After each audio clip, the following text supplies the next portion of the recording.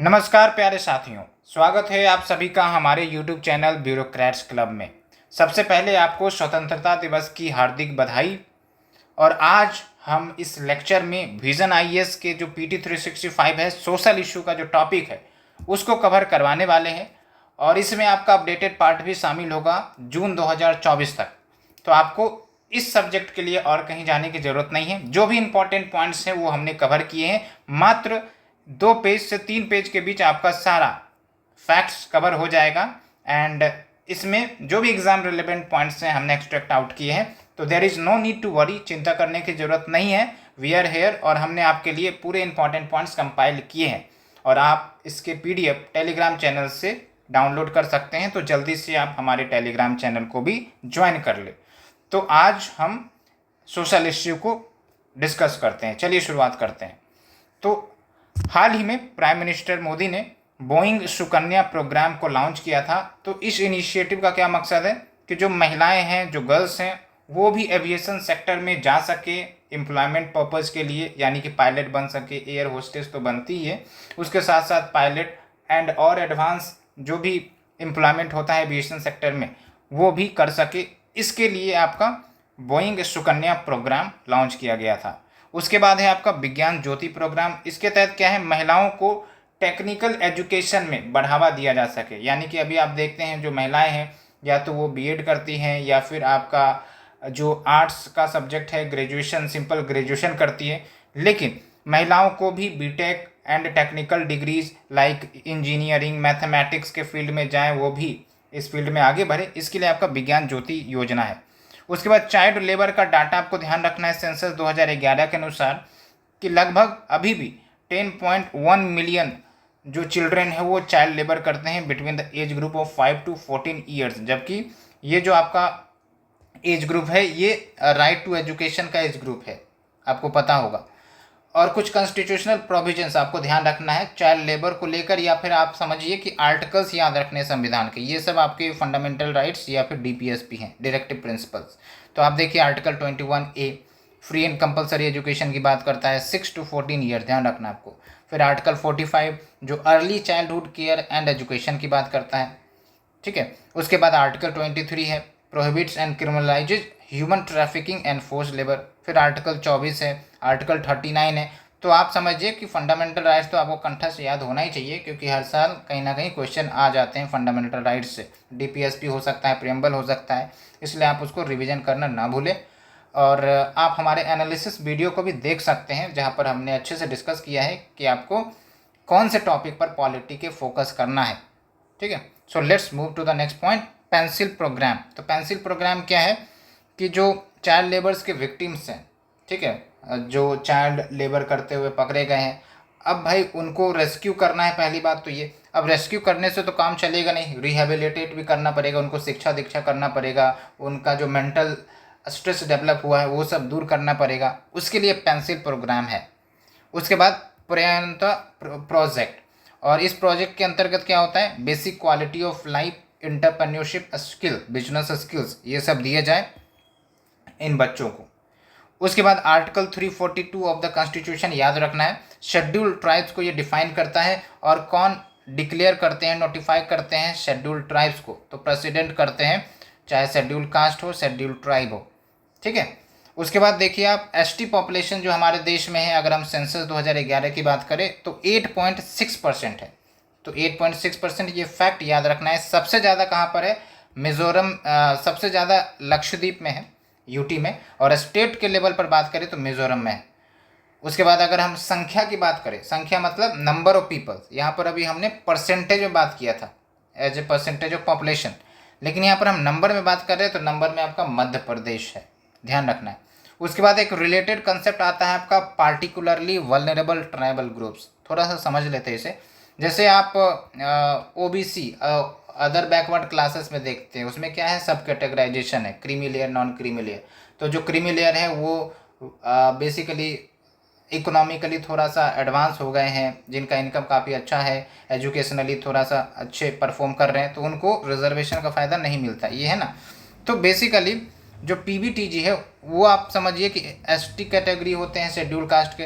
तो उसमें वैसे लोग जो काफ़ी ज़्यादा पीछे रह गए हैं with in the scheduled tribes, तो उनको हम पार्टिकुलरली वल्नरेबल ट्राइबल ग्रुप्स कहते हैं। मान के चलिए लाइक कि वो अभी भी शिफ्टिंग कल्टीवेशन करते होंगे या फिर ट्रेडिशनल जो उनका लाइफस्टाइल है वो जीते होंगे, ठीक है, शिकार करते होंगे, हो सकता है, तो उनको हम पीबीटीजी में रखते हैं।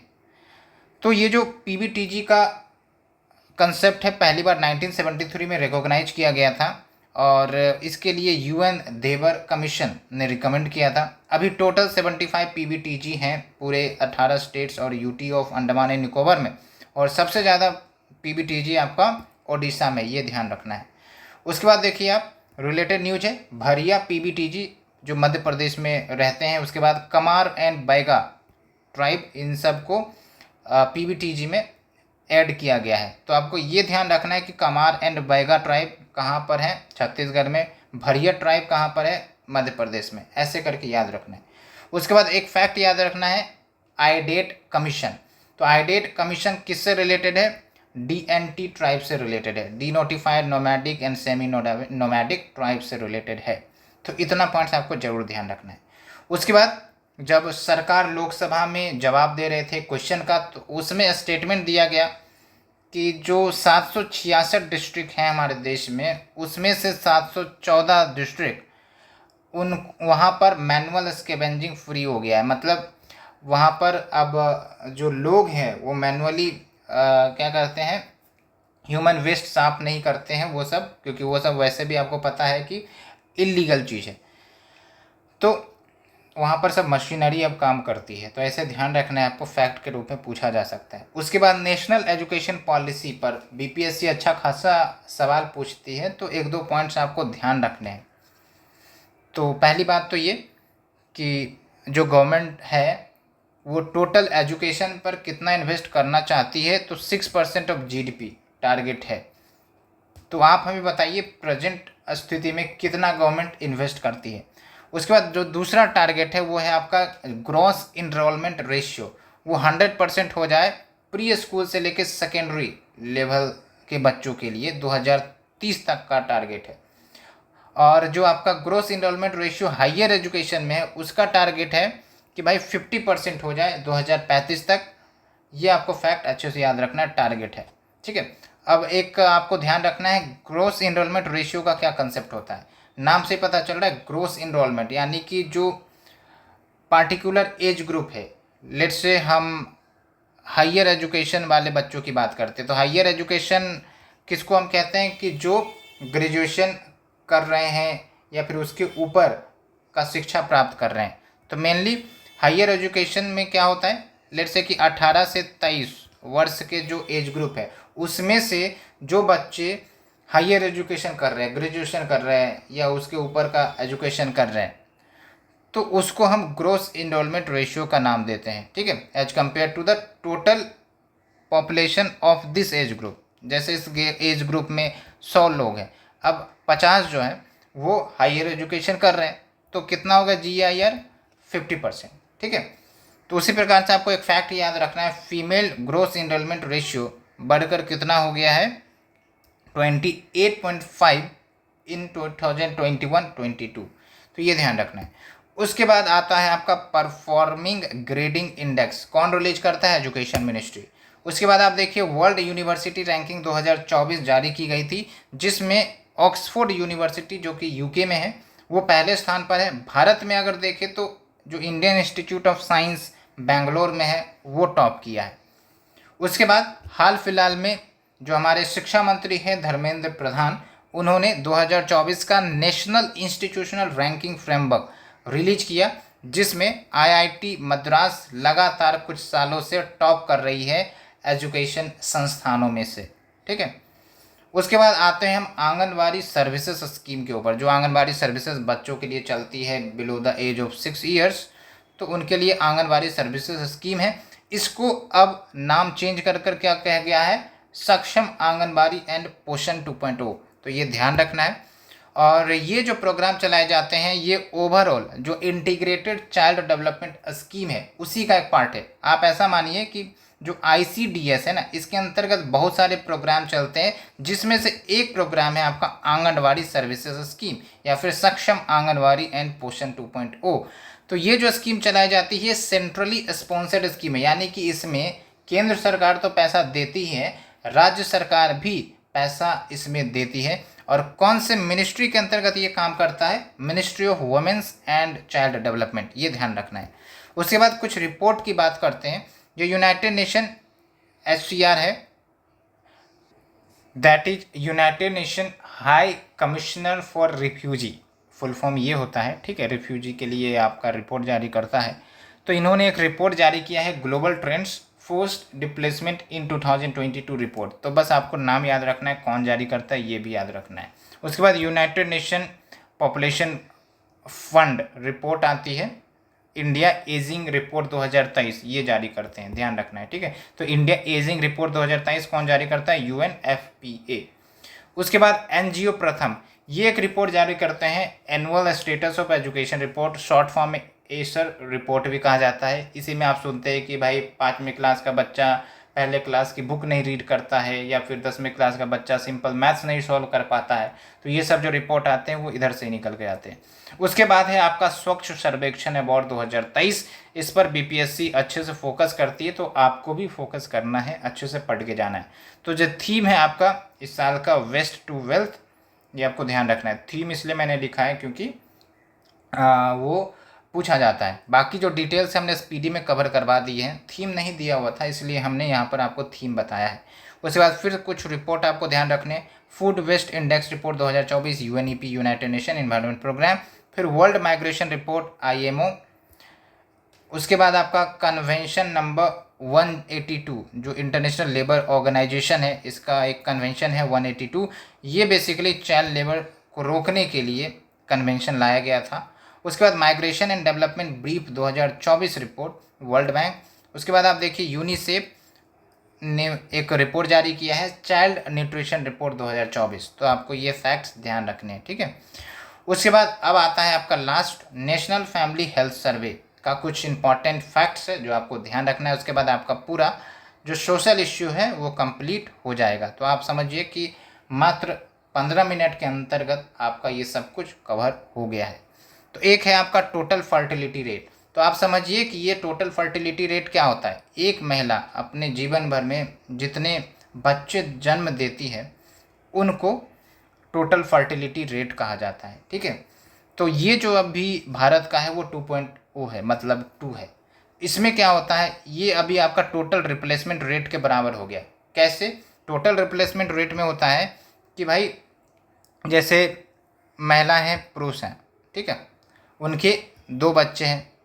अभी क्या है, जो आपका TFR है 2 है, तो इसका मतलब 2 बच्चे।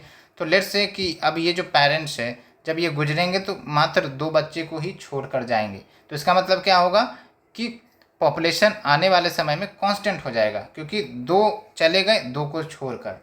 तो ये TFR हो गया, total fertility rate equals to total replacement rate, मतलब रिप्लेस कर दिया, 2 गए और 2 आ गए। तो ये ध्यान रखना है, टोटल रिप्लेसमेंट रेट का भी डेफिनेशन आपको ध्यान रखना है, और टोटल फर्टिलिटी रेट का डेफिनेशन तो हमने आपको बताया ही।